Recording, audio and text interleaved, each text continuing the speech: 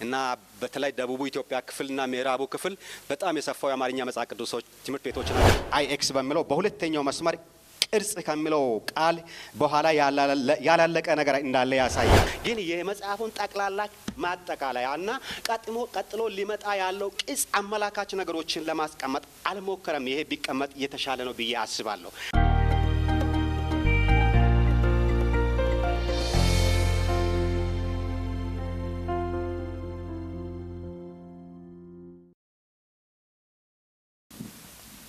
አሁን ለጸሐፊው ጥያቄ ማንሳት እንዲሁም አስተያየት መስጠት ይቻላል። ለጸሐፊውም ይቅርታ ለገምጋሚውም ጥያቄ ማንሳት አስተያየት መስጠት ይቻላል። ለእያንዳንዱ አስተያየት ሰጪ 3 ደቂቃ ነው የሚሰጠው። ስለዚህ ባካችሁ ጊዜያችሁን በአግባቡ ተጠቀሙ። አስተያየቶቹ ከመጽሐፉ ጭብጥ መውጣት የለባቸው። የጥያቄና መልስ ክፍለ ጊዜው እንደ ሁኔታው በሁለት ዙር የሚደረግ ይሆናል። በአንድ ዙርም ልንጨርስ ስለምንችል ባካችሁ መጀመሪያው ዙር ላይ እድሉን ተጠቀሙ። ስለዚህ ባካችሁ እጃችሁን በማውጣት አሳዩኝ። አስተያየት መስጠት፣ ጥያቄ ማንሳት፣ ለገምጋሚውም ለጸሐፊውም አስተያየት መስጠትና ጥያቄ ማንሳት የምትፈልጉ ሰዎች። እሺ፣ በመጀመሪያ ገምጋሚውንም መጽሐፉን የሚጻፈልንም ዶክተር ተካልኝን በጣም ላመሰግን እወዳለሁ። ምክንያቱም ይሄ መጽሐፍ በአይነቱ በእኔ ግምገማ የመጀመሪያ ይሆናል ብዬ አስባለሁ። በዚህ ደረጃ ጠንካራ በመጽሐፍ ቅዱስ መጽሐፍት ዙሪያ ጠንካራ የሆነ የኤክሰጀሲስ ወይም የኮሜንተሪ ማብራሪያ መጽሐፍ ሲሰራ ደግሞ ሲሪየስ በሆነ መልኩ የሚቀጥል መሆኑን በጣም ለኢትዮጵያ ቤተክርስቲያን በጣም ትልቅ በረከት፣ ለአካዳሚዎችም ለመጽሐፍ ቅዱስ ትምህርት ቤቶችም ትልቅ የምስራች ፈርቀዳጅ የሆነ ስራ ስለሆነ በጣም የሚያሸልም ኖቤል ሽልማት ሁሉ ሊያሳጭ ይችላል ብዬ 3 ጥያቄዎች ነው ያሉኝ። አንደኛው ጥያቄ በቴዎሎጂና በኤክሰጀሲስ መካከል ላይ ያለ ኮንፊውዥን ነው። እኔ አሁን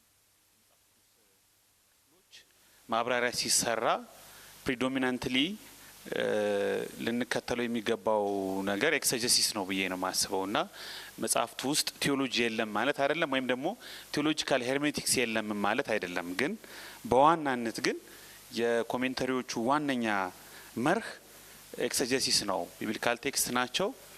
ስለዚህ እነዚህን ቴክስቶች በኤክሰጀሲስ ተነስተን ነው ወይም በፍታቴ ወይም ሀቲት ሰርተን ነው እነዚህን መጽሐፍ ግን አንተ አስቀድመህ ቴዎሎጂ አስቀምጠሃል። በዚህ ቶት ፍሬምወርክ ውስጥ ነው ማየው ይህንን መጽሐፍ የእይታ መነጽሬ ይሄ ነው ብላ በአንድ ሀረግ ውስጥ በመጨረሻው ዘመን መንግስተ ሰማይ በምድር ላይ ለመመስረት መሲሁ እንደሚመጣ እና በዚህ ዙሪያ የሚያጠነጥን ነገር ነው ብለ ኦልሬዲ ቴዎሎጂ ወይም ደግሞ ያለህን ኮንቪክሽን አስቀምጠሃልና ሰምሃው ያ ኮንቪክሽን ምንም ችግር ላይ ያኖርበት ትክክል ነው ወይም የምንቀበለው ነገር ሊሆን ይችላል። ግን በባያዝ ይፋ በሆነ ባያዝ ኤክሰጀሲሱን እየጀመርከው አይደለም ወይ መጽሐፉን ወደዛ አይነት መስመር እንዲመጣ ልትጫነው ወይም ይሄ አሳሰብ ሊጫነው እንደሚችል እንድናስብ አያደርገንም ወይ የሚል ነው። ሁለተኛው ጥያቄ አክቹአሊ ይሄን የመጀመሪያውን ጥያቄ ዶክተር ተካልኝ ነው። እኔ ተኬ ነው ምለው። ስለዚህ መሀል ላይ ተኬ ካልኩ ይቅር ትሉኛላችሁ። ሁለተኛው ጥያቄ ማቴዎስ ወንጌል ሲጀምር የአብርሃም ልጅ ብሎ አይደለም የሚጀምረው፣ የዳዊት ልጅ ብሎ ነው የሚጀምረው እና ውስጥ አንተ ካያዚሙን ስትሰራው ኢየሱስ ዳዊት አብርሃም፣ አብርሃም ዳዊት ኢየሱስ ብለዋል። ልክ አብርሃም እንደተጀመረ በአብርሃም እንደጀመረ አድርገህ ነው 3 ቦታዎች ላይ ካያዚሙን ስትሰራው እንደዛ አስቀመጥከው። ምናልባት እንደዚህ አይነት ካያዚም የሚሰሩ አንዳንድ ስኮላር ሉሪች ሉዝንም ጨምሮ እንደዚህ አይነት እንትኖችን አይቻለሁ እኔም እና እኔ ትክክል አይመስለኝም። ያለ ምክንያት ማቴዎስ ዳዊትን አላስቀደመውም። በእድሜ ቅደም ክሮኖሎጂካሊ ስንመጣ ልክ ነው አብርሃም ነው የሚቀድመው። ግን ዳዊትን የዳዊት ልጅ የአብርሃም ልጅ ያለበት ምክንያት ቢጠቀስ አይሻልም ወይ? ለምን ዳዊት ቀደመ የሚለው ላይ ብንመራመርና ማቴዎስ ሊያስተምረን ሊናገረው የሚችለውን ነገር ብንደርስበት አይሻልም ወይ ብዬ አስባለሁ። ስለዚህ አንደኛ ለምን በዛ መልኩ ሆነ፣ ሁለተኛ አሁንም ስቲል ጥያቄ የዳዊት መቅደም ላንተ የሆነ ሄርሜኔቲካል ወይም ደግሞ ቴዎሎጂካል ሲግኒፊካንስ አለው ብለህ አታስብም ወይ የሚል ጥያቄ ነው። ሶስተኛውና የመጨረሻው ጥያቄ ከመጀመሪያው ጥያቄ ጋር የሚያዝ ነገር ነው። ማቴዎስ ከብዙ ጥናትና ምርምር በኋላ በጀንታይል ኢንክሉዥን ወይም በአህዛብ በእግዚአብሔር የድነት ፕሮግራም ውስጥ የአህዛብን መካተት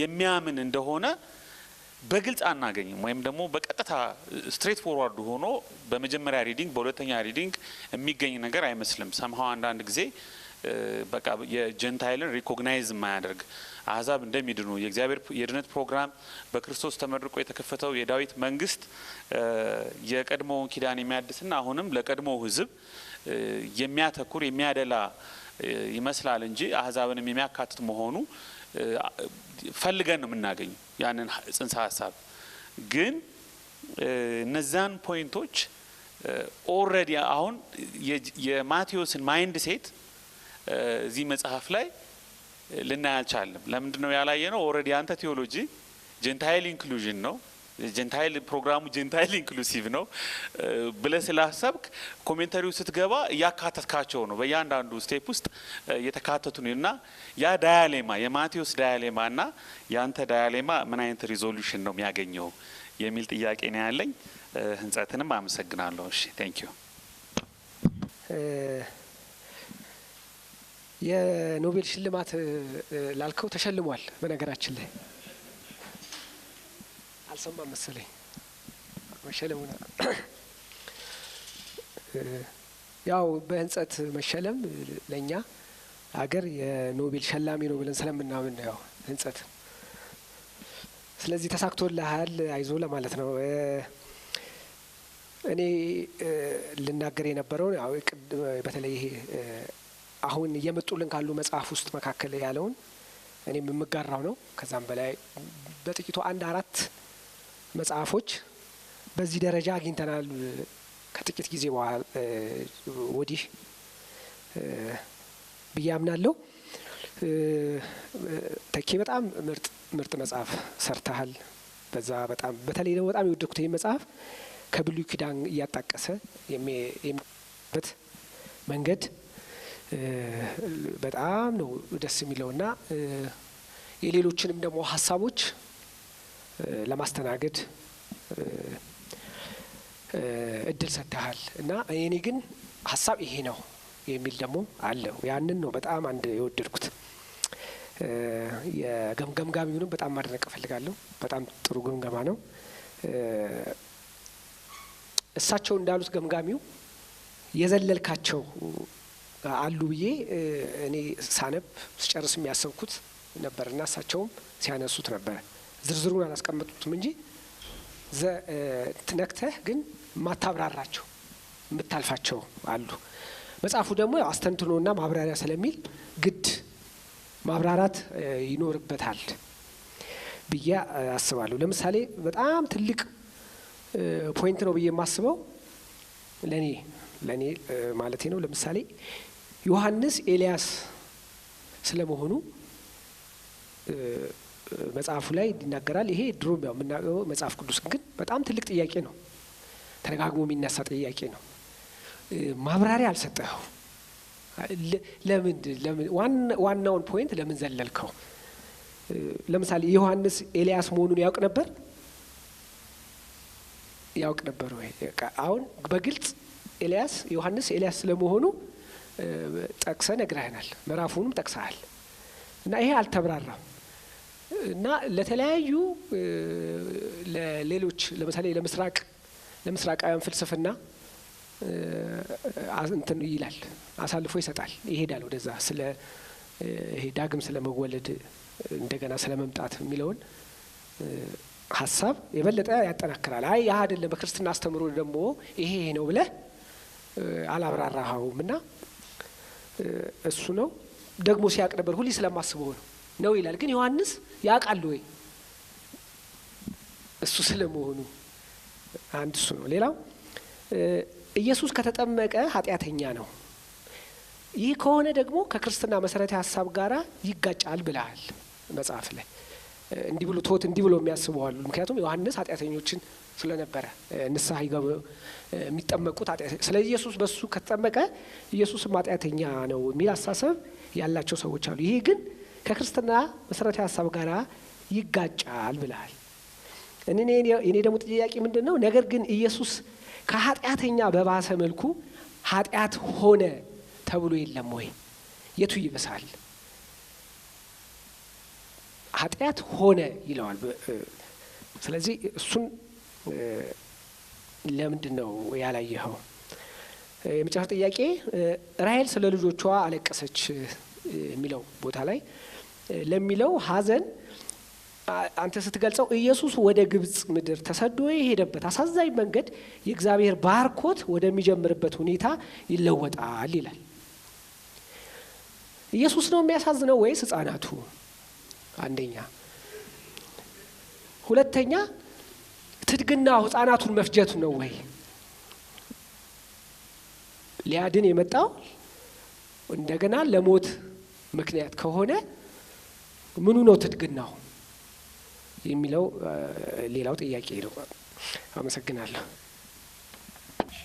ያው እንዳያችሁት ለነሱ ያው 5 ደቂቃ ነው የሰጠሁት። ቀድሞ ስለጀመሩ ያው ቀድሞ የመጀመር እድል ነው።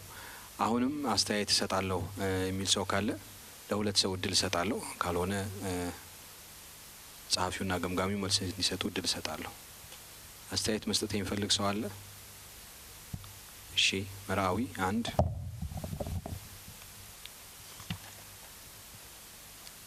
ገምጋሚውን በጣም አድርጌ አመሰግናለሁ። በጣም ጥሩ የሆነ ግምገማ ነው። ዶክተር ተካልኝም ይሄንን መጽሐፍ በመጽሐፉ ምክንያት በጣም ማመስገን ፈልጋለሁኝ። እኔ ከመጽሐፉ ከውስጡ ካለው ይዘቱና ቅርጹ ባሻገር እዚህ በተለይ በጣም ዛሬ ብዙ የተሰበሰበ ሰው ስላለ እንደው ይሄንን እንደ አንድ መጋቢም እንደ ቤተ ክርስቲያን ጉዳይም እንደሚያሳስበው የዚህ መጽሐፍ ፋይዳ ደግሞ በተለይ ቅድም አባይም ተነግሮታል። ትልቅ ፋይዳውንም አብረን እንድናስብ ለማሳሰብ ነው የምፈልገው። ይሄ መጽሐፍ ምናልባት በዚህ ውስጥ በዝርዝር አልተካተተ እንኳን ቢሆን በተከታታይ የሚታተሙ በጣም ብዙ መጽሐፍት እስከ 90 መጽሐፍ የሚሆኑ እንዳሉት አጠቃላይ መጽሐፍ ቅዱስ በአማርኛ ከዛም በትግርኛና በኦሮምኛ እንደሚታተም እንደዚህ ሀሳብ እንዳለ አውቃለሁና በኢትዮጵያ በተለይ በኮሜንተሪ ደረጃ ትልቅ ስራ ሊሰራ የተዘጋጀ እንደሆነ ነውና ይሄ ጅማሬውን ማየታችን በራሱ በጣም አስደሳች ሆኖልኛልና እርስ በርሳችን ደግሞ ብንበረታታ ብንተጋገዝ የበለጠ ትልቅ ስራ መስራት እንችላለን። ገምጋሚ ያቀረቡትን ሀሳብ ስሰማ በጣም ነው ደስ ያለኝ። ምክንያቱም እያንዳንዱ ስራዎች እንደዚህ እየተገመገሙና እየጠሩ ወጥተው ለቤተ ክርስቲያን የሚበረከቱ ከሆነ በአሁን ብቻ ሳይሆን በቀጣዩም ትውልድ ትልቅ ስራ እንደሚሰራ አስባለሁና በዚህ አጋጣሚ ዶክተር ተካልኝን በዚህ የተሰበሰብን ሁላችን ይሄንን ቪዲዮ የምንመለከትም ሁሉ ባለፈ ከመጽሐፍ ከመገምገም ባለፈ የሀሳቡና የራእዩ ተጋሪዎች በመሆን እንድናበረታታውና አብረንም እንድንቆም እንደው አደራም ጭምር ለማሳሰብ ነው። አመሰግናለሁ። አሁን ለጸሐፊውና ገምጋሚው በተነሱት ጥያቄዎችና አስተያየቶች ላይ መልስ እንዲሰጡ ጋብዛለሁ። መጀመሪያ ጸሐፊው ዶክተር ተካልኝ ለተነሱለት 25 አካባቢ አስተያየቶች ከጸሐፊውም ሆነ ከጠያቂዎቹ 25 አስተያየቶች መልስ የሚሹ 25 ተነስተውለታል። ለነሱ መልስ እንዲሰጥ ጠይቀዋለሁ። ቢረሳ እንኳን አስታውሰዋለሁ ማለት ነው። እንዴት ናችሁ? ሰላም ነው። ተሴ በጣም አመሰግናለሁ ስለሰጠኝ ገንቢ አስተያየቶች። አንዳንድ መመለስ የምችላቸው ነገሮች ለመመለስ እሞክራለሁ። አንዳንዶቹ የሚስተካከሉ ነገሮችን ደግሞ ለማስተካከል እንግዲህ ቃል እንገባለን። ያው አንዳንድ ነገሮች የሚስተካከሉ ናቸው በእንትን ደረጃ ስለሆኑ ማለት ነው። የመጀመሪያ ጥያቄው በተሴ የተነሳው ለምን የግሪኩን ትርጉም ከ54ቱን ትርጉም ከመውሰድ ይልቅ ለምንድን ነው የራስን ትርጉም ብታስቀምጥ የተሻለ ይሆን ነበረ የሚል ነው። እንደዛም አስቤ ነበር፣ ግን ያላደረኩበት ምክንያት የመጽሐፉ ተደራሲያን ግሪክ ቋንቋ የሚችሉ ሰዎች ብቻ ሳይሆኑ የ54ቱንም ትርጉም የሚጠቀሙ ናቸው። ትርጉሙን በ54ቱ ትርጉም ብቻ ባደርገው ኖሮ የምከተለው ያንን ትርጉም እያደረኩ ነበረ የሚሄደው ማለት ነው። ግን አሁን ሁለቱንም የሚሰሩ ሲሆን እና ሲግኒፊካንት የሆነ የትርጉም ወይም ደግሞ የሀሳብ ለውጥ ያመጣል ብዬ የማስብባቸው ቦታዎች ላይ የራሴን ትርጉም ለማስቀመጥ ሞክሬያለሁ። በጣም ሲግኒፊካንት የሆነ የቴዎሎጂካል ችግሮች ያመጣል ብዬ የማስብባቸው ለውጥ ያመጣል ብዬ የማስብባቸውን ቦታዎች ላይ የራሴን ትርጉም ለማስቀመጥ ሞክሬያለሁ። ከዛ ውጭ ደግሞ እንግዲህ 54ቱ ትርጉም በራሱ በጣም ብዙ ችግሮች እንዳሉት ሁላችንም እናውቃለን። ግን በዋናነት ሁሉም ሰዎች የሚጠቀሙበት ስለሆነ የተለመደ ስለሆነ እኔ ፐርሰናሊ ምረጡ ብትሉኝ ከ54ቱ ልክ የ80ውን ትርጉም እመርጣለሁ። ፐርሰናሊ ግን ብዙ ሰዎች የ80ው ትርጉም ቀለል ባለ አማርኛ የሚሉትን ብዙ አይቀበሉትም። ስለዚህ የሚሻለው የ54ቱ ትርጉም ከመጠቀም ይልቅ የ80ውን ከመጠቀም ይልቅ የ54ቱን መጠቀም ይሻላል ብዙ ሰዎች የሚጠቀሙት በሚል ሴንስ ነው። ይሄንን በዛ ምክንያት ነው 54ቱን የተጠቀምኩት። አልፎ አልፎ ግን በተቻለ መጠን የራሴን ትርጉም መሰረታዊ ነው በምላቸው ጉዳዮች ላይ የራሴን ትርጉም ለመጠቀም ሞክሬያለሁ ማለት ነው። ሁለተኛው የመጀመሪያው መቅድምና እንትን ላይ በጣም ለመጽሐፉ በማይመጥን መልኩ በጣም አጭር የሆነ ማብራሪያን የተሰጠው የሚል ነገር ነው። እኔ ከዚህ ሀሳብ ጋር በጣም ዲስአግሪ ማድረግ ይመስለኛል። ማለት ማማበት ምክንያት መጽሐፉ ኤችጄልን አይከተልም። ስለ ኦተር አልጽፍም ማለት ጸሐፊው ይሄ ነው አልልም። ይህ በዚህ ዓመተ ምህረት ነው የተጻፈው አልልም። የተጻፈው ከዚህ ቦታ ነው አልልም። የማልልበት ምክንያት እኔ የምከተለው የስነ አፈታት መንገድ ያንን መንገድ ስለማይጠቅም ማለት ነው። ለምን እኔ ከመጽሐፉ ጀርባ ሄጄ የመጽሐፉ ባክግራውንድ ለመጽሐፉ የሆነ ነገር አለ ብዬ አይደለም የማደርገው። የኔ የናሬቲቭ ሪዲንግ ነው የማደርገው። በመጽሐፍ ውስጥ እንዴት ነው ታሪኩ ዴቨሎፕ ያደረገው ጸሐፊው በራሱ የማይንድ ውስጥ ይሄ በናሬቲቭ ወርልድ ውስጥ እንዴት አድርጎ ነው ሂስቶሪካል ወርልዱን አምጥቶ ወይም ደግሞ ይሄ ታሪኩ የተፈጸመበትን እና ደግሞ የባክግራውንዱን ይዞ መጥቶ እንዴት አድርጎ ነው የጻፈው የሚለውን ነገር ስለሚሄድ ለእኔ ኢሬሌቫንት ነው። ምንም ጸሐፊው ማቴዎስም ይሁን ጳውሎስ ለእኔ ብዙ ትርጉም የለውም። ወይንም ደግሞ ጸሐፊው በ70 ቢጻፈው በ60 ቢጻፈው በ80 ቢጻፈው ብዙ የሚያመጣው ብዙ ለውጥ የለውም። የሚያደርገው ምንድነው ፈርስት ሴንቸሪ የሶሾ ሂስቶሪካል ኮንቴክስቱ በራሱ በቂ ነው የሚሆነው ማለት ነው። ስለዚህ ለዛ ምክንያት ነው ያንን ነገር ያላደረኩበት ማለት ነው። የብዙዎቹ ኮሜንትሪዎች ማለት ይሄ 90s እና ኤርሊ 20s በፊት የተጻፉ ኮሜንታሪዎችን ካያችሁ ብዙውን ጊዜ የሚወስዱት ተሴ እንዳለው ሀፉን የመጽሐፉን ግማሽ የሚወስዱት ኢንትሮዳክተሪ ማተር ስለያወሩ ነው። ያንን የሚያደርጉበት ምክንያት የሚከተሉት የስነ አፈታት መንገድ ሂስቶሪካል ግራማቲካል ሊትራል አፕሮች ስለሆነ ነው ያንን የሚያደርጉት ማለት ነው። እኔ አሁን ናሬቲቭ ነው፣ ግን ከናሬቲቭም እኔ ሶሾ ናሬቲቭ ነው የምከተለው። የኔ ጨዋታ ያለው ናት ሂስቶሪካል ወርልድ ላይ ሳይሆን ናሬቲቭ ወርልድ ነው። ጸሐፊው እንዴት ነው ካራክተራይዝ ያደረጋቸው፣ እንዴት ነው የገለጻቸው፣ እንዴት ነው ታሪኩን ዴቨሎፕ ያደረገው፣ እንዴት ነው የቀረጸው እያልኩ ነው የማስበው ማለት ነው። ስለዚህ በእነዛ ምክንያቶች የኔ ኢንትሮዳክተሪ ማተሩ ላይ በጣም ብዙ ፎከስ አላደርግም ማለት ነው፣ ብዙ ጊዜ ማለት ነው። ለዚህ ምሳሌ የሚሆነው ለምሳሌ የኢሲሲ ወይንም ደግሞ ኤግዜክቲካል ክሪቲካል ኮሜንትሪ ብትወስዱት የኢንትሮዳክተሪ ማተሩ በጣም ጥንጥዬ ነች። መጽሐፉ ግን 2 ቮሊዩም ነው። በጣም ትልቅ መጽሐፍ ነው በራሱ ማለት ነው። እነሱ ይሄ 2023 2021 የታተመ መጽሐፍ ነው። ስለዚህ እነዚህ መጽሐፎች በማየት ያንን መረዳት ይቻላል ብዬ አስባለሁ። በዚህ እንግዲህ ከተሴ ጋር በሀሳብ እንለያያለን። አውትላይን ላይ ያነሳው እንግዲህ እኔ በባህሬ አንዴ ከጻፍኩ በኋላ መልሶ ማየት ለእኔ ድካም ነው፣ በጣም አስቸጋሪ ነው የሚሆነው። ለምን አንድ ነገር ከጻፍኩ በኋላ መልሼ ሳነበው አስተካክዬ ነው ማነበው እንጂ ማስተካከል አልችልም አንድ ነገር ማለት ነው። ሁሌም ከባለቤቴ ጋር እንትን የምንለው እስቲ መልሳ አንብብ ትለኛለች። እኔ ግን አእምሮዬ ውስጥ አስተካክዬ ነው ማነበው ስህተት እንኳን እያየው ማለት። ስለዚህ የማረገው ምንድነው ከጻፍኩ በኋላ እኔ ለኤዲተር ነው የምሰጠው፣ ኤዲተሩ ያስተካክለዋል። ይሄ የአውትላይን ላይ የተፈጠረው ችግር በዛ ምክንያት ይመስለኛል። ፉትኖት ላይ የተነሱት ነገሮች እኔም ከታተመ በኋላ አይቻቸዋለሁ። ነገር በኋላ ላይ ነው ያየኋቸው። አንዳንዶቹ ተደጋግመዋል። እንትኖቹ የተደጋገሙ ሙሉ ሀሳቦችን በውስጡ አሉ።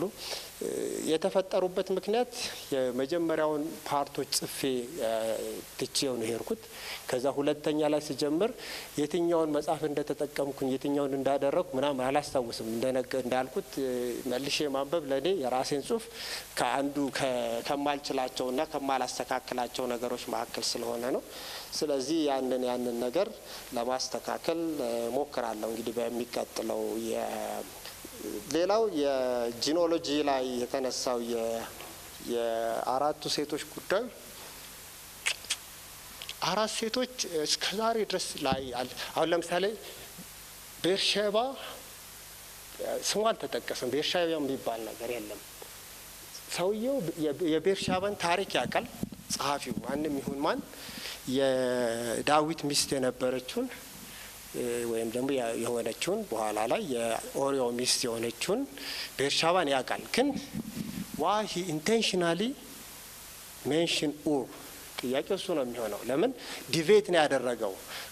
የሴቶችን ስም እየጠራ እየመጣ እዛ ቦታ ላይ ማድረግ የሚጠበቅበት ናቹራሊ እኔ ሰው የሚያስበው ወዲያው ኢሚዲየትሊ የሚያስበው ነገር መጥራት የነበረበት እሷን ቀጥታ ነው፣ ቤርሼባን መጥራት ነበረበት። ቤርሼባን ከመጥራት ይልቅ ግን ያደረገው ምንድነው? ኡርን የጠራው አይደል? የኡር ሚስት የሆነችው ከሆነችው ይሄንን ወለደ ብሎ ሰለሞንን ወለደ ብሎ ይነግረናል። እንግዲህ ናቹራሊ እንደሚያነብሰው ኢሚዲየትሊ ወደ አእምሯችን የሚመጣው ከላይ እነ ሩትን ምናምን ከጠቀሰ ለሱ ፕሮብሌም አይደለም ማለት ነው። የሴት ስም በጂኖሎጂ ውስጥ ማስገባት ችግር የለበትም ማለት ነው። ታዲያ ይሄ ሁኔታ እያለ ኡርን ያስገባበት ምክንያት ኢት መስት ሃቭ ሰም ሪዝን ከኋላው ማለት ነው። እና ይሄ ስለዚህ የስኮላርስ የሚሉትን አራቱ ሴቶች የሚሉት ትክክል አይደለም ብዬ አስባለሁ። ለዛም ደግሞ የፐብሊሽ አርግ ያለው በሱ ላይ እና እስከዛሬ ድረስ አምስት ሴቶችም የሚሉ አሉ። ሜሪም ተጠቅሳለች ብለው የሚያነሱ አንዳንድ ስኮላሮችም አሉ። ግን ያም ልክ አይመስለኝም። ግን በዋናነት የተጠቀሰው ኡር ነው እንጂ የተጠቀሰው ቤርሼባ ስላልሆነች የኢሹ የሴቶች መካተት ሳይሆን የጀንታይል ኢንክሉዥን ነው ብዬ አስባለሁ። በዛ ምክንያት ነው ያ ነገር የሆነው። ይሄንን ለማለት ፈልጋለሁኝ። 25 እንዴት አድርገን እንደሞላቸው አላውቅም። የእንትኖቹ የሳትኳቸው ነገሮች ካሉ ለመረዳት እሞክራለሁ። እኔ ዋናው ጠቅለል አድርጌ ለማየት የሞከርኳቸው በዋናነት የፉትኖት እንትኖች ናቸው የተነሱት። ይሄ ነው። ሌላ የረሳሁት ነገር ካለ ታስታውሰኛለህ አንድ ጊዜ ለሚጎሱ እንትን። ወደ አበባዬ ጥያቄ ስመጣ ሶስት ጥያቄዎች ነው ያነሳው። አንደኛው ከቢብሊካል ሪዲንግ ነው ማለት ከቴዎሎጂካል ሪዲንግ ነው ወደ ኤግዜጂሲስ ሄድከው አይደለ? ዋናው ሀሳብ እሱ ነው። ያው እንግዲህ በኤግዜጂሲስ ሂደት ውስጥ የተቦካ ነገር አይደለም የምናቀርበው አይደል? ምንድነው የምናደርገው? የመጀመሪያው እናነባለን፣ ኤግዜጀት እናደርጋለን። የመጀመሪያ ስቴፓችን ኤግዜጂሲስ ነው። ኤግዜጂሲስ እንሰራና ኤግዜጂሲስ ከሰራን በኋላ የጨረስነውን ነገር ነው ወደ ራይቲንግ የምንመጣው ማለት ነው። ምን ማለት ነው? ዋንስ ኤግዜጀት አድርጌ የመጽሐፉን ቢብሊካል የመጽሐፉን ቴዎሎጂ ካገኘው በኋላ እመለስና ፕሬዘንት ልክ ምግብ እንደ ጤፍ ማለት ነው። ጤፍ ይዘራል፣ ይታጨዳል፣ ይወቃል፣ ከዛ በኋላ ይፈጫል፣ ከዛ ይቦካል፣ ከዛ ይጋገራል። ለአንተ የሚቀርበው የተጋገረው ፓርት ነው የሚቀርበው። ከዛ በፊት ግን ብሩክ በሚያልፍባቸው ብዙ ፕሮሰሶች አሉ ማለት ነው። ስለዚህ ይሄ የቀረበው ፋይናል ስቴጅ ነው። እንጀራው ፓርት ነው የቀረበው ለኛ ማለት ነው። እንጀራው ፓርት ጋር ግን ለመድረስ ግን ኤግዜጀት አደርጋለሁ። ኤግዜጀሱን እንደ መጽሐፍ ላወጣው አልችልም። ለምን የታዘለው በውስጡ የሚሰሩት የሴንቴንስ ስትራክቸሩን ለመሰራት ሴንቴንስ ፍሎ ሰራለው፣ ኤግዜቲካል ይሄ የክሎዛል ሌአውት ሰራለው፣ ወርድ ስቴዲ ሰራለው። በጣም ብዙ ነገሮች አሉ። ያንን ሁሉ ይታተም እዚህ ቢባል መጽሐፉ ይሄን ሊያክል ይችላል ማለት ነው በራሱ። ስለዚህ ያንን ስቴፕ ማሳየት ኤግዜጂሲሱን ማሳየት አይቻልም። መጽሐፍ በመጽሐፍ ላይ የምናደርገው የምናቀርበውን እንጀራውን በወጥ ነው የምናቀርበው ማለት ነው። የኔን ፋይናል ኮንክሉዥን ነው የማቀርበው። ስለዚህ የመጀመሪያው መቅደም ላይ የኔን ቴዎሎጂካል ስታንድ የማሳየው ቴዎሎጂካል ስታንድ የሚወጣው ከኤግዜጂሲሱ ፓርት ስለሆነ ነው። እሱ ነው የመጀመሪያው። እሱ ነው። የሁለተኛው የተያያዙ ናቸው ከጀንታይል ኢንክሉዥን ላይ። የጀንታይል ኢንክሉዥኑ የሚመጣው ከሪዲንጌ ነው። ከኤግዜጂሲስ ይወጣና ዋንስ ያንን ኮንክሉድ ካደረግኩ በኋላ ዘሆል ከዚህ በኋላ ናሬት ሳደርገው ማለት ይሄ መጽሐፍ ናሬት አይደለም ማደርገው ማለት ፓራፍሬዝ አድርጌ በኔ እንትን ለማሳየት ነው የምፈልገው። ከመጀመሪያ እስከ መጨረሻ ድረስ ታሪኩ እንዴት እየተያያዘ ይሄዳል የሚለውን ነገር ለማሳየት ነው የምሞክረው። ያ የወጣው ግን የኔ ሪዲንግ ነው።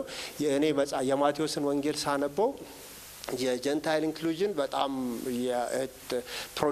ፕሮዶሚነንት የሆነ ቲም ነው ብዬ ነው የማስበው። መጽሐፉ ሲጀምርም ሲዘጋም የሚዘጋው በዛ ነው ብዬ ስለማስብ ማለት ነው። ለዚህ ደግሞ በቂ የሆነ የኤግዜጂካል ኤቪደንሶች አሉኝ። ለዛ ነው።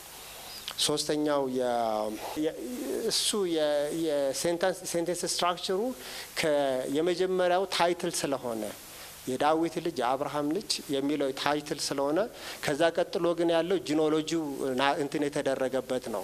ስለዚህ የጂኖሎጂውን እንትን ማድረግ እንደ ጂኖሎጂውን ይሄ የተዋቀረበት መንገድና ከዛኛው የተለየ የጂኖሎጂው ፓርት ስላልሆነ ነው ያ ነገር የሚመጣው ብዬ ነው የማስበው። የኔ አርጊመንት የሚሆነው የጂኖሎጂው የመጀመሪያው ፓርት የጂኖሎጂ ይሄ ታይትሉ የሚጀምረው የዳዊት ልጅ የአብርሃም ልጅ ኢየሱስ ክርስቶስ ነው። ምክንያታቸው ኢየሱስ ክርስቶስ የዳዊት ልጅ ነው የሚል ነው።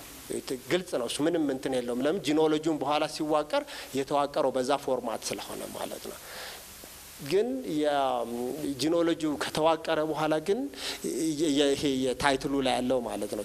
ጂኖሎጂውን ግን ስታስቀምጠው ግን የተቀመጠው ግን በዛ ሴንስ ስለሆነ ነው ያ ሴንቴንስ ስትራክቸር የመጣው ብዬ አስባለሁ። ኖ ናት ሌተር አዲሽን እኔ እንደውም አርጊው የማደርገው ዛት ዘ ቴሲስ ኦፍ ዘ ቡክ ነው ብዬ ነው የማስበው። ምንድን ነው የሚለው መጽሐፉ የማቴዎስ ወንጌል ምንድን ነው ቢባል የዳዊት ልጅ የኢየሱስ ክርስቶስ የጀመረው ሕይወት ወይንም ደግሞ መንግስት ጅማሬ ይሄ ነው በቃ ይልና ከዛ በኋላ ይሄ ነው ጅማሬው። በቃ እሱ የጀመረው ሕይወት ይሄ ነው። ሕይወቱን እንደዚህ ኑሮ እኛንም ላከን። በቃ አለቀ። መጽሐፉ ማለት ይሄ ነው። መጽሐፉ የዳዊት ልጅ የሆነው መሲሁ የጀመረው ይሄ ህይወት ነው። ይሄንን ህይወት ሄዳችሁ እስከ መጨረሻው እስከ ዓለም ፍጻሜ ድረስ ይዛችሁት ሂዱ የሚል አይነት ቴሲስ ነው። ያ ቴሲስ ስቴትመንት ነው ብዬ ነው የማስበው። ኖርማሊ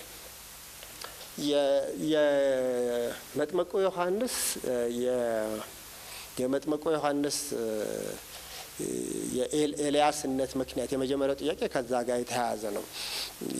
እንግዲህ እንደሚታወቀው በመጽሐፈ ሚክያስ ላይ እናገኛለን አይደለ? በመጨረሻው ዘመን የሚመጣው ማለት ይሄ የሚመጣ መንገድ ጠራጊ የሚለው እንትን የማቴዎስ ወንጌል ምን ያደርጋል? ያንን ዳይሬክትሊ ኮት ያደርግና ለዮሐንስ ስለሚሰጠው አሁን ዮሐንስ ያውቀው ነበረ ወይ? እኔ ዮሐንስን አላውቅም። እማውቀው ማቴዎስ የሳለውን ዮሐንስን ነው እማውቀው። ዳት ኢዝ ቶታሊ ዲፍረንት። ሁለት የተለያዩ ነገሮች ናቸው። ምን ማለት ነው? ዮሐንስ አክቹአሊ በምድር ላይ የኖረው ዮሐንስ በምድር ላይ የኖረው ኢየሱስን አይደለም እኔ የማውቀው በማቴዎስ ወንጌል ውስጥ ነው የማውቀው። ስለ ዮሐንስ የተነገረውን ነገር ነው የማውቀው በማቴዎስ ወንጌል ውስጥ ማለት ነው። ማቴዎስ ካራክተራይዝ ሲያደርገው ዮሐንስን ካራክተራይዝ ያደረገው እሱ የተባለው ይመጣል የተባለው ኤላይጃ እሱ ነው ኤልያስ እሱ ነው ብሎ ነው ካራክተራይዝ ያደረገው ማለት ነው። ይሄ የእሱ ካራክተራይዜሽን ነው። ፈሪሳውያንን ብንወስዳቸውም አክቹዋሊ በምድር ላይ የኖሩት ፈሪሳውያንና በመጽሐፍ ውስጥ ያሉት ፈሪሳውያን አንድ ሊሆኑ ይችላሉ፣ ላይሆኑ ይችላሉ፣ አላቅም። የማቀው የትኛውን ነው? እኔ ማቴዎስ የሳለውን ፈሪሳውያንን ነው የማቀው ማቴዎስ የሳለውን ካራክተራይዝ ያደረገውን ገጸ ባህሪ ነው የማቀው ማለት ነው። የናሬቲቭ ሪዲንግ አንዱ እንትን ምንድነው ካራክተራይዜሽን ስለሆነ እንዴት ነው ዮሐንስን የገለጠው? ስለ ዮሐንስ ሲገልጽ ዮሐንስ ይመጣል የተባለው ኤልያስ ራሱ ነው ብሎ ይገልጻል። ስለ ኤልያስ በጣም ኮምፕሊኬትድ ነው። ኮምፕሊኬትድ የሚሆነው ኢየሱስ ክርስቶስ ራሱ ኤልያስ ነው ብዬ እኔ ሞግታለሁ። ኖርማሊ ኢየሱስ ክርስቶስ ራሱ እስካቶሎጂካል ኤላይጃ ነው ብዬ ሞግታለሁ። እሱ ገና ፐብሊሽ ስላልተደረገ ነው እንጂ ያንን ነገር ሞግት አረገ። ለምን ወዘን ይሄ ሰከንድ ቴምፕል ጁዳይዝም ውስጥ የኤላይጃ ሮል ምን እንደሆነ የተጠቀሰባቸው የሲራቅ መጽሐፍ ላይ የዴድ ሲ ስክሮል ላይ ያሉ እነዛ መጽሐፎች እነዛ የሚያሳዩት በመጨረሻው ዘመን ዮሐንስ የሚመጣው ዮሐንስ መንገድ የሚጠርግ ብቻ ሳይሆን የመጨረሻውንም የእስራኤልን ህዳሴ የሚፈጽመው እሱ ነው የሚል ሀሳብ ስላለው ያ ደግሞ በማቴዎስ 27 ላይ ተገልጧል ብዬ ስለማስብ ማለት ነው። ስለዚህ ስለ ኤልያስ ማለት ዮሐንስ ያቅ ነበረው ኤላይጃ እንደሆነ ብትለ ያልከውን ስለ ኤልያስ የነገረን ዮሐንስ ማቴዎስ የነገረን ስለ ዮሐንስ የነገረን እሱ ኤልያስ መንገድ ጠራጊው ኤልያስ ነው ብሎ ነግሮናል። ይህንን ደጋግሞ በኢየሱስ ክርስቶስም ሲናገር ኤልያስም መጥቷል እናንተ አልተቀበላችሁትም ብያለ ስለሚገልጽ ስለ ኤልያስ የነገረን ያንን ዮሐንስና ኤልያስን ሁለቱን አንድ አርጎ አስቀምጦ እንደመጣ አርጎ አድርጎታል። ያ ከሩቅ ምስራቅ እምነት ጋር ይገናኛል አይመስለኝም። የማይመስለኝ ምንድነው ወዘን ጁዶ ክርስቲያን ወርልድ ቪው ውስጥ ሪኢንካርኔሽን የሚል ሀሳብ የለም። ኖርማሊ ማለት ነው እንደገና መወለድ እንደገና መምጣት የሚል የለም። ታይፕ ነው የሚያወሩት። የሚሉት ምንድነው እንደ ኤልያስ ያለ ማለት ነው እንጂ ኤልያስ ነው ራሱ ኤልያስ ተነስቶ ነው የሚል ሀሳብ የለም። አንዳንድ የሚያመለክቱ ነገሮች አሉ ብዬ የማስባቸው ለምሳሌ ከሞተ በኋላ ኢየሱስ ያደረገውን ነገር ካየ በኋላ ኤልያስ ከሞት ተነሳ እንዴ ምናምን ብሎ ሲጠይቁ እነዛ ኢምፕላይ ሊያደርጉ ይችላሉ ብለን ልናስብ እንችላለን። ግን የአይሁድ ማይንድ ሴት ውስጥ እንደዛ አይነት ነገር ስላልነበረ ያንን ካደረግን ይሄ ፎሪን ሪዲንግ ኦፍ ዘ ቴክስት ነው የሚሆነውና እሱ የሚሆን አይመስለኝም። የራሔል ስለ ልጆቿ አለቀሰች የሚለውን ለመመለስ ልሞክር። ስለ ልጆቹ ነው ወይ ማለት በጣም የተጨፈጨፉ በጣም ብዙ ልጆች ስላሉ ማለት ነው። እኔ ብዙ ጊዜ ምሳሌ የምሰጠው ለምሳሌ ከልጆቼ ጋር ፊልም ሳይ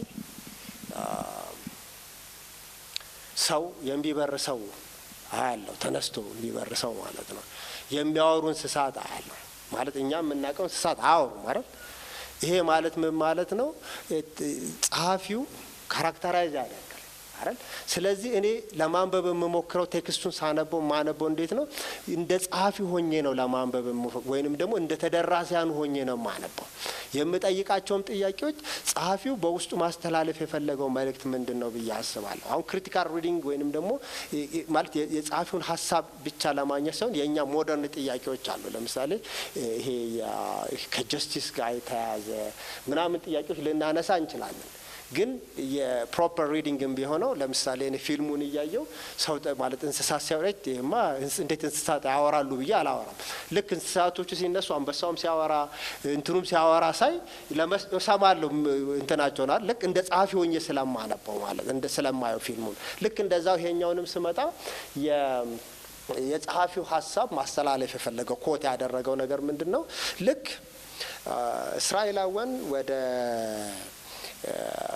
ምርኮ በሄዱ ጊዜ በራሔል መቃብር እንትን ስትሄድ ራሔል እኮ ተነሳ አታለቅስም ነው ማለት። ዋናው ነገር የሚያሳየው የነበረባቸውን ስደት መከራ ምናምን ነገር ለማሳየት ነው። አሁንም ፓራሌሊዝሙ ምንድነው? አሁንም በጭፍጨፋው ምክንያት በእስራኤል ላይ የሆነውን ነገር ለማሳየት ነው።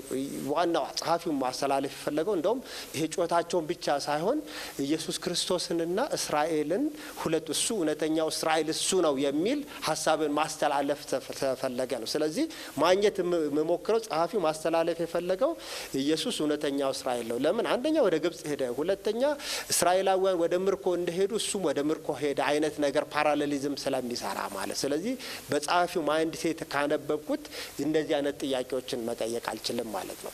ግን እንደ አውትሳይደር ወይንም ደግሞ የጸሐፊውን ዓላማ ለማወቅ ሳይሆን መጽሐፉን የኔን ጥያቄዎች ለምሳሌ ለምንድን ነው ህጻናት የሚጨፈጨፉት? እንዴት ለአንድ ሰው ተብሎ ህጻናት ይጨፈጨፋሉ ብለን ልንጠይቅ እንችላለን። ብዙ ነገር በውስጡ ልናነሳው እንችላለን ማለት ነው። ሶ ከዛ እኔ ከናሬቲቭ ፐርስፔክቲቭ የናሬተሩን ወርልድ ወይም ደግሞ የናሬተሩን ፓስ ተከትዬ ለመሄድ ስለምፈልግ ነው ያንን ጥያቄዎች እንመለው። ስለዚህ ጥያቄውን አድሬስ ማድረግ ከባድ ይሆናል ብዬ አስባለሁ።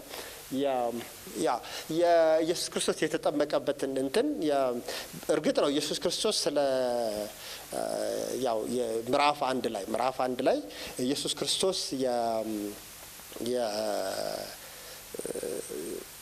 ህዝቡን ከኃጢአታቸው ያድናል ተብሏል አይደል? ስለዚህ የመጣው በኃጢአታቸው ፋንታ ስለ እነሱ ሞቶ ህዝቡን ከኃጢአታቸው ሊያድናቸው ነው የመጣው። እሱ እርግጥ ነው። ግን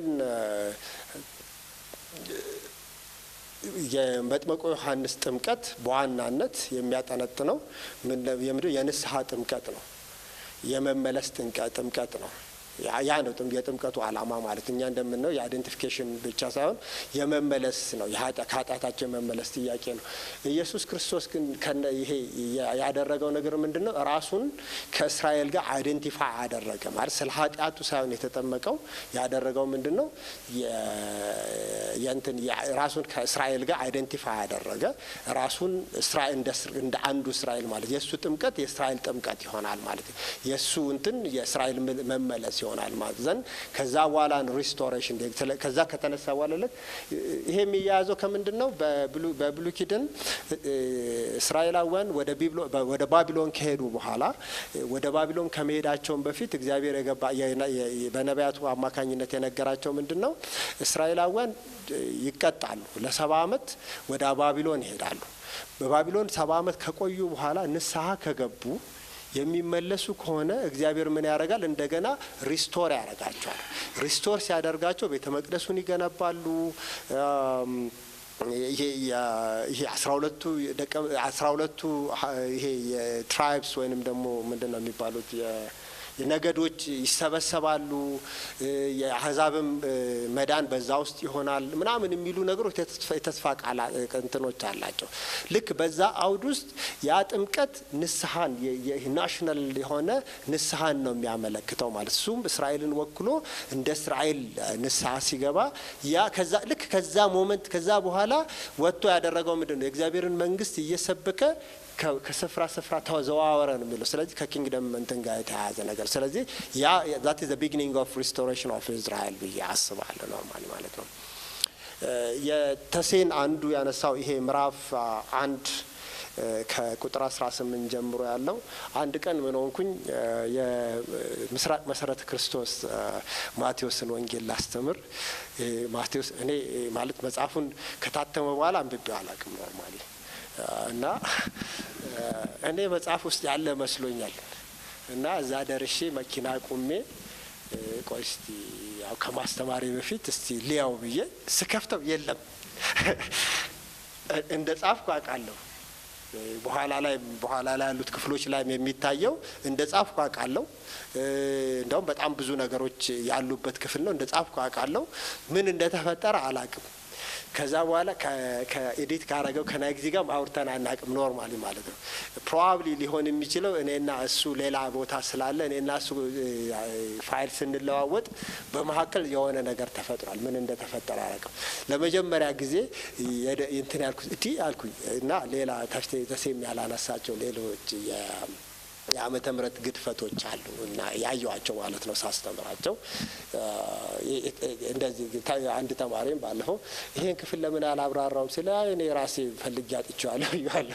እኔ ለራሴ ላስተምር ብዬ ፈልጌ አጥቼዋለሁ እና እሱ የሚቀጥለው የሚስተካከል ግን በኋላ ላይ ያሉት ገጾች ላይ እንደምትመለከቱት ሪፈር አደርጋለሁ በኋላ ላይ ማለት እዚህ ክፍል ላይ እንደተባለው ብዬ ሪፈር ማድረጌ አስቀድሜ መስራቴን ያሳያል። ግን በመካከል በፋይል ኤክስቼንጅ መካከል የጠፋ እንትን ነውና እንግዲህ አፉ በሉኝ እሱን ያለውና የመጀመሪያው መቅደም ላይ እንዲሁ በደፈናው የማርቆስ ወንጌል የመጀመሪያው እንትን ነው የመጀመሪያው መጽሐፍ እንደሆነ ይታመናል። ብዙ የስነ መለኮት ምሁራን እንደዛ ይላሉ የሚለውን እውነት ነው ማለት እንደዚህ እንትን ያሉ ነገሮች በፉትኖት ቢታጀቡ መልካም ነው ያስባለሁ። ያው የተሴም አንስቶታል። ትክክል ነው፣ እሱ ቢደረግ መልካም ይሆናል። ግን አንዳንድ ጊዜ በጣም ብዙ የምናወራቸው በየክፍሉም በየቦታውም የምናወራቸው ነገሮች አንዳንዴ ያስፈልገዋል ብዬ ስላላሰብኩ ነው። ኖርማሊ ግን ለሌሎች ሰዎች ማስተማሪያነት እንዲሆን ይሄ ማርቆስ ወንጌልን የመጀመሪያ መጽሐፍ እንደሆነ የሚሞግቱ ምሁራን እነማን ናቸው ብዬ ከታች ባስገባው የተሻለ ይሆናል ብዬ አስባለሁ። እሱን እንግዲህ በሪቪዥኑ ላይ ለማካተት ሞክራለሁኝ የሚቀጥለውን ማለት ነው። ይሄ የአማርኛ ትምህርት ቤቶች የትኛው ይቀድማሉ? እኔ እውነት ለመናገር አላውቅም ነው ማለት የትኛው ይቀድማል። ግን አሁን ሙስሊም የሆነ አንድ አጎት አለኝና እሱ የመጀመሪያው የጅማ ከነበሩት ተማሪዎች መካከል ስለነበረ ሜቢ የእሱ የጅማው የመጀመሪያው ሊሆን ይችላል ብዬ አስባለሁ። የድሮ የጥንቶቹ የእንግሊዘኛዎቹ ሳይጀመር በፊት ማለት ነው። በዋናነት የኔ ትኩረት ምንድን ነው? ሪሰንትሊ በጣም የተጀመሩ አዳዲስ በተለያዩ ቨርናኩላር ላንጉዌጅ የምንላቸው በአማርኛ፣ በኦሮምኛ፣ በትግረኛ የሚሰጡ የመጽሐፍ ቅዱስ ትምህርት ቤቶች እየበዙ ነው የመጡት። ለእነሱ ማስተማሪያ መጽሐፍ ያስፈልጋቸዋል። የሚጠቀሙበት ሪሰርች ሲሰሩ ሪፈር የሚያደርጓቸው መጽሐፍቶች ያስፈልጓቸዋል። ይሄንን ነው ማሳየት የፈለኩት እንጂ ይሄ የታሪክ ሽሚያም አይደለም ነው እንግሊዘኛው ይቀድማል ምናምን ለማለት አይደለም። እና እሱን የፋክቹዋል የሆነ ሰው ከመታተሙ በፊት የሆነ ሰው የዴቲንግ ማለት እኔ እንደውም ዴቲንግ አስቀምጬ ነበር በዚህ አካባቢ ምናምን የሆነ ቀን አይ ዴቲንጉ በጣም አሻሚ ስለሚሆን እንዲሁ በደፈናው ቢቀመጥ ይሻላል የሚል ሀሳብ አንስተውልኝ ነው በኋላ የቀረ እንትን ያደረኩት። እሱን ማለት ፈልጋለሁ። ግን አሁን እንደ ጌጅ አሉ 40 ምናምን አመት ሆኗቸዋል። እንደ ኢቲሲ እና ኤገስትም 50 ሞላችሁ። ኦኬ እሺ የሆነ ነገር ልን ነበር ይቅርታ። እሺ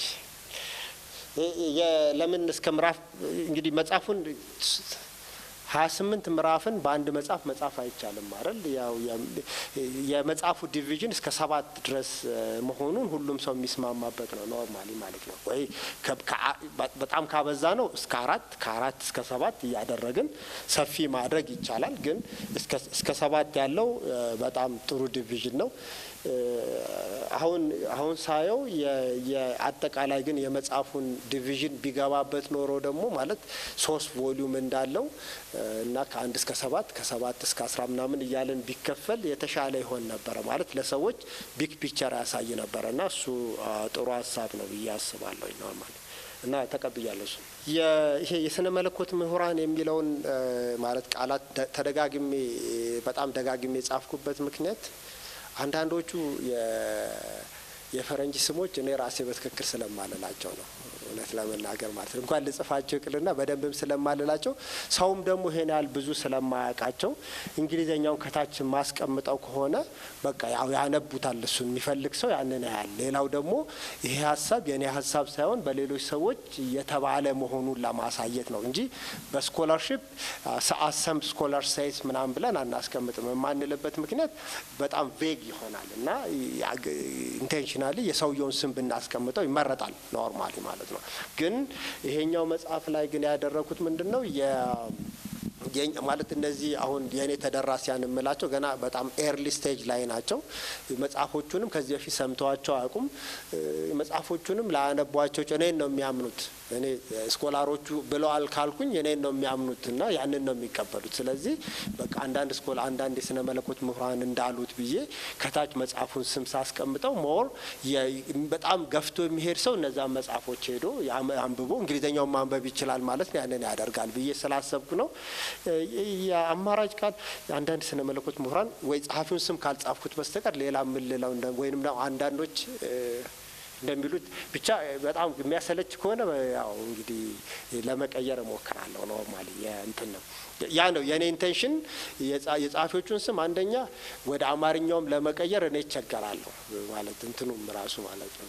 አንደኛው የኔም ችግር ነው። የእንግሊዝኛው መጽሐፍ አንብቦ ተረድቶ በደንብ እንዲገባኝ ይሄን መጽሐፍ ለመጻፍ ስነሳ እኔ እንግሊዝኛ መጽሐፍ አንብቤ ለመረዳት የሚወስድብኝን ጊዜ አይና ማለት እኔ በስነ መለኮት ትምህርት ቤት ውስጥ በጣም ብዙ አመት ነው የቆየሁት ስማር ማለት ነው። በጣም ብዙ አመት ነው የቆየሁት እና እኔ ይሄን ያህል ጊዜ ከወሰደብኝ ሌሎቹ በየገጠሩ ያሉ አገልጋዮች ምናምን ወይም ለእንትን ምን ያህል ጊዜ እንግሊዝኛ ተምረው ለማንበብና ለመረዳት እንዴት ይቸገራሉ።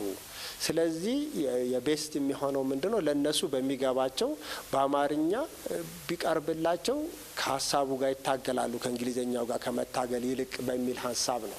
ለዛም ነው ቅድም ስላችሁ ክላስ ውስጥም አንዳንድ ጊዜ አሁን የፈረንጆቹ ስም በጣም ነው የሚያስቸግረኝ እኔ በተለይ ደግሞ የጀርመኖቹ ሲሆን ማለት ነው። የቀድሞ የጀርመን ብዙዎቹ ስኮላሮች የጀርመኖች ናቸው። እነሱ ደግሞ በጣም ነው የሚያስቸግረው ስማቸው ማለት። ስለዚህ እነዛን አንዳንዶች እንደሚሉት ብዬ ብዘላቸው ይቀላል ብዬ ስላሰብኩ ነው ያንን ነገር ያደረኩት እንጂ የስኮላርሺፕ እንትኑን ለመጣስ ፈልጌ አይደለም። ኖርማሊ ግን በጣም አሰልቺ ከሆነ ደግሞ እኔ አይደለሁም የምለው ለኤዲት ለሚያደርገው ልጅ እነግረዋለሁ። ይሄ ቃል በጣም አሰልቺ ነው ብለዋልና ቃል ፈልግለት እለዋለሁ። እሱ አማርኛ በደንብ ስለሚችል እሱ እንትን ያደርጋል። እኔ አማርኛ ስንተኛ ቋንቋ እንደሆነ አላውቅም። ኖርማል ብዙ ነው፣ ሩቅ ነው ለኔ። ይሄ እቺ የነህምያና እዝራ የመጀመሪያው ቤተ መቅደስ አንዱ ትልቁ የቁጥር ስህተት ያልኩት እሱ ነው። ኖርማሊ የነህምያና እዝራ መቼም የመጀመሪያው ቤተ መቅደስ ግንባታ ሊሆን አይችልም መቼም ማለት ነው። የሁለተኛው ቤተ መቅደስ ግንባታ ነው። ለምን ሰከንድ ቴምፕል ጁዳይዝም የሚጀምረውም ከዛ ይሄ ሁለተኛው ቤተ መቅደስ ከምርኮ መልስ በኋላ ስለሆነ እሱ ስህተት ነው። እንደዚህ አለ የሆነ ቦታም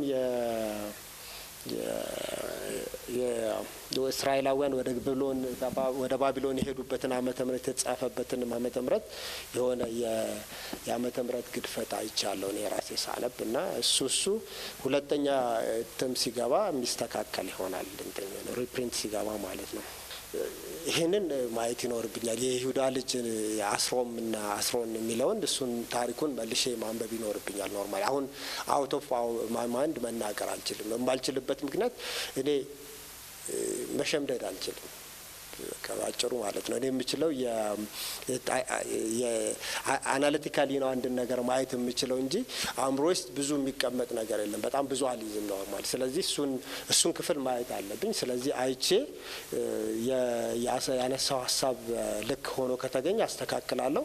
ካልሆነ ደግሞ ያው ሀሳቤ ጸንቼ እቀራለሁ ማለት ነው። እንደዛ ይሆናል። ቴንክ ዩ።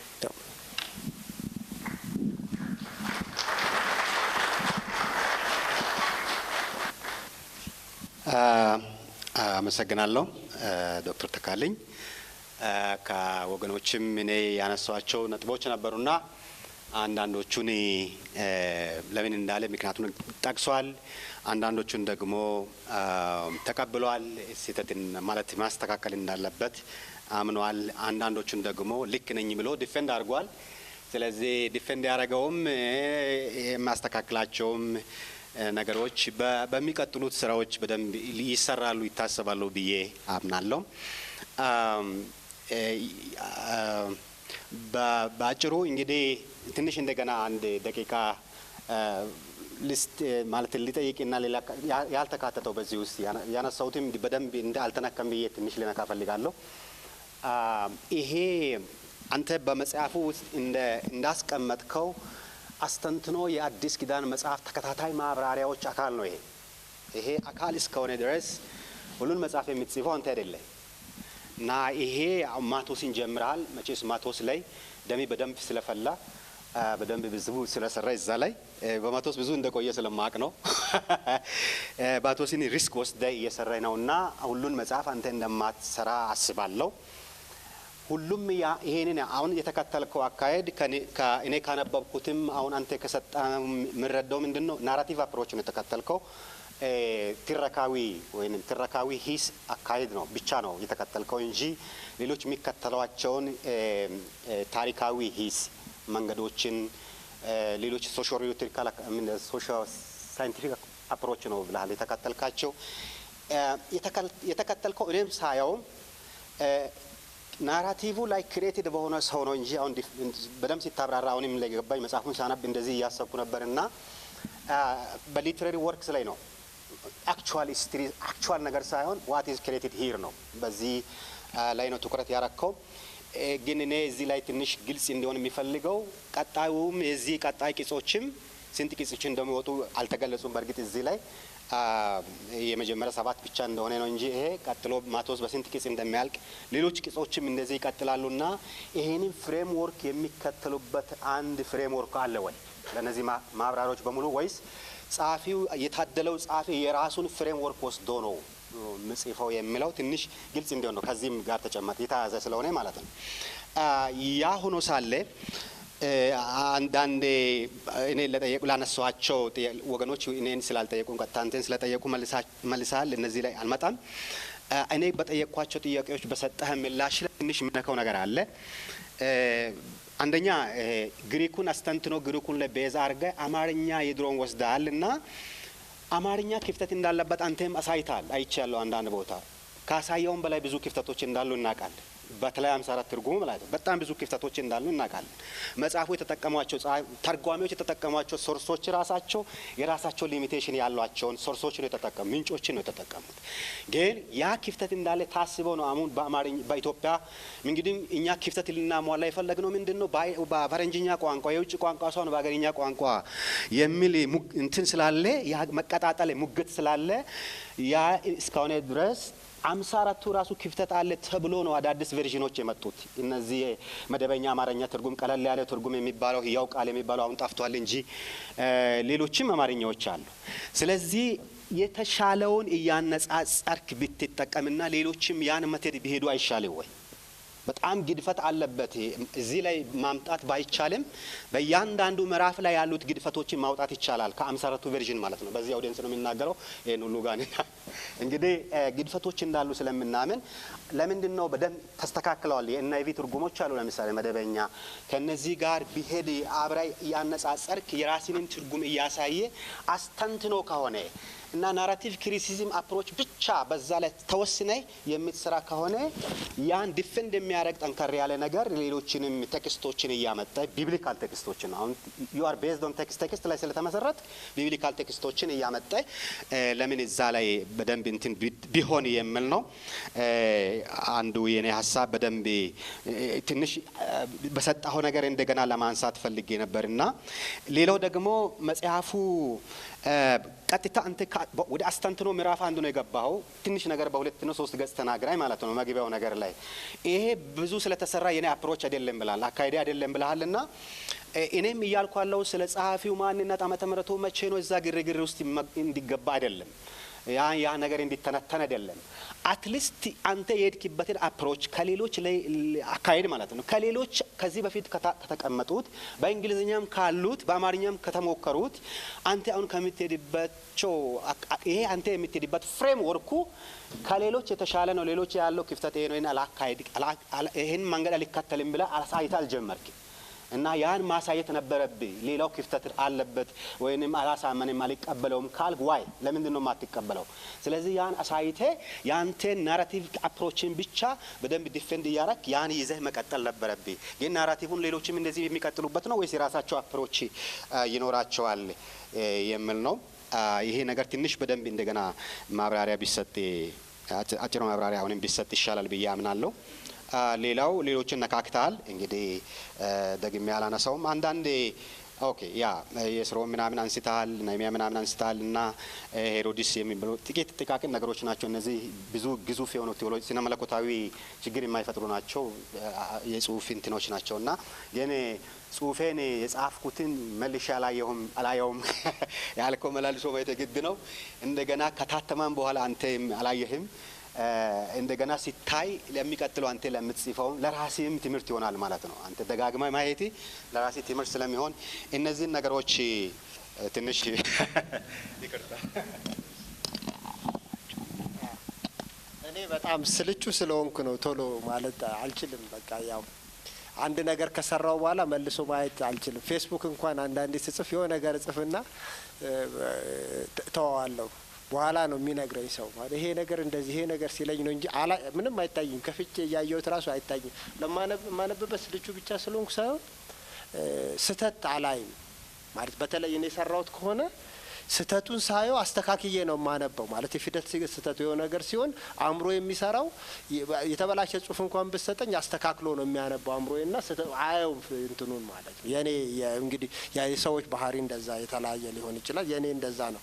ሰዎች ናቸው ይህንን ነገር እስቲ ያው ልክ አይደለም ምናምን የሚሉት ይሄ የኔ ባህሪ ነው እንጂ እንትን አይደለም። ያው ከዛ የተነሳ ነው መልሼ ለማየት እሞክራለሁ። ኖርማል ማለት ነው።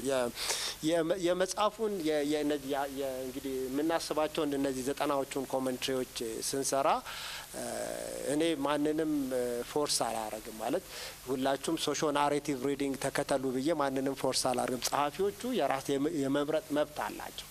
እነሱ ዋናው የሚፈለገው ምንድነው? ሁሉም ሰው የኮንትሪቢዩት እንዲያደርጉ ነው። ሁሉም የራሱን ሜቶዶሎጂ የመምረጥ መብት ይኖረዋል።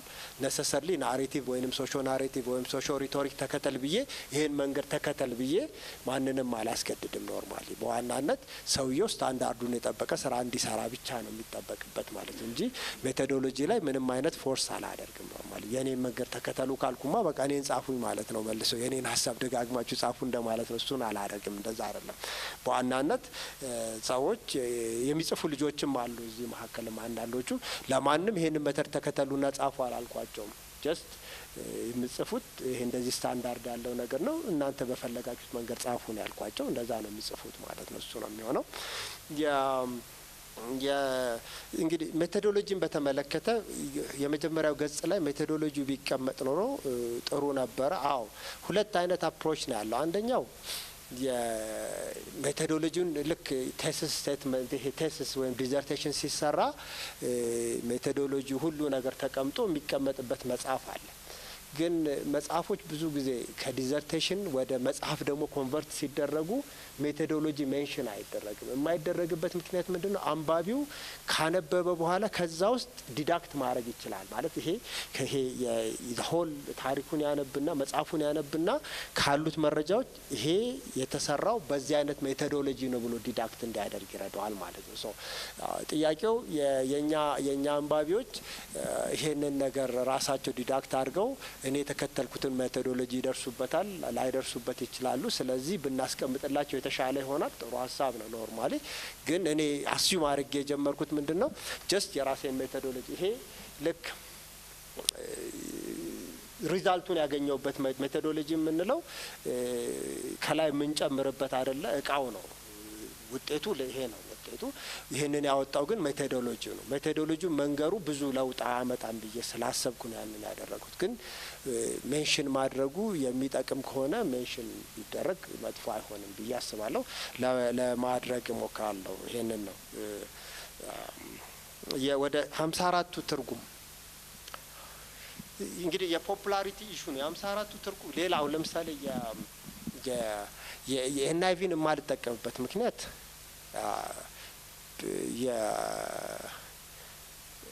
የሀይሊ ኢቫንጀሊካል ነው ማለት በጣም ይጎተታል ወደ ኢቫንጀሊካል ከቴክስቱ ይልቅ በጣም እንትን ያደርገዋል። የዲኖሚኔሽናል እንትን አለው ተች አለው እና አዶን ላይክ ዛንን ዋን 54ቱ የሶርስ የእንትን ችግሮች ቢኖሩበትም ይሄ የተደበላለቀ ሶርስ በውስጡ ቢኖርም አንደኛ አድቫንቴጁ በጣም ብዙ ችግሮች አሉበት፣ ግን አድቫንቴጁ በጣም ፖፑላር ነው። እኔ የኤንአይቪውን ትርጉም ከማነብና የ54ቱን ትርጉም ለሰዎች ጉባኤ መካከል ከማንበብ ብዙ ጊዜ ሰዎች የሚያነቡት የ54ቱን ትርጉም ስለሆነ ያንን አድቫንቴጅ መጠቀሙን ፈልጋለሁ ነው ማለት። በዚህ መካከል ግን በሚቻለው ሁሉ ጊዜ ማለት እያንዳንዱ ነገር የ54ቱን ትርጉም ለመተቸትና ለማስተካከል ብሞክር የሚሆነው ይሄ መጽሐፍ የ54ቱ ክሪቲክ ነው እንጂ የሚሆነው የማቴዎስ ወንጌል አይሆንም። ግን የማቴዎስ ወንጌል ላይ ግን ሲግኒፊካንት የሆነ የቴዎሎጂካል ችግር በሚያመጣበት ጊዜ ላይ በተቻለ መጠን ለመቀየር እሞክራለሁ። ማለት እንደዚህ ላ 54ቱ ግን እንደዚህ ቢሆን የተሻለ ነው ብዬ ለማስቀመጥ እሞክራለሁ። የ54ቱን የተጠቀምኩት እንግዲህ በዋናነት ያው እንዳልኩት ፖፑላሪቲውን ይዤ ነው። በጣም ፖፑላር ነው። አንዳንድ ጊዜ እንደውም በ54ቱ ትርጉም የተጻፈ እስኪመስል ድረስ መጽሐፍ ቅዱስ ሰዎች የሚያምኑት እንደዛ ስለሆነ ነው ማለት ነው። የተደራሽነቱም አድማስ እኔ ከኦርቶዶክስ ቤተክርስቲያን መጥተው የወሰዱ ሰዎች አውቃለሁኝ እና ለእነሱም የሚደርስ ይሆናል ማለት ነው እንደዚህ አይነት መጽሐፎች። ስለዚህ አድማሳቸውንም ስለሚያሰፋ የተሻለ ይሆናል ብዬ ስላሰብኩ ነው። እንግዲህ እኔ ብቻ ሳልሆን ሌሎች ኤዲተሮችም የሚስማሙ ከሆነ ኮንሲደር ማድረግ ይቻላል ሌላውንም ማለት ነው። ቴንክ ዩ ሶ ማች።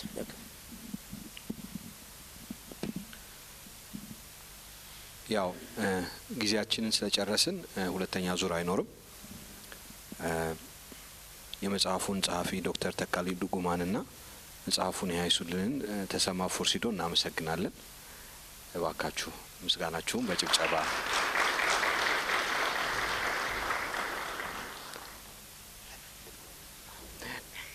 ኤገስት ይሄን የመሰብሰቢያ አዳራሽ እንድንጠቀምበት ስለፈቀደልን እናመሰግናለን። ለኤገስትም ምስጋናቸውን እናንተም ያው ጊዜያችሁን ሰውታችሁ በዚህ ስለተገኛችሁ እናመሰግናለን። ስለዚህ ለእናንተም ጭብጨባ።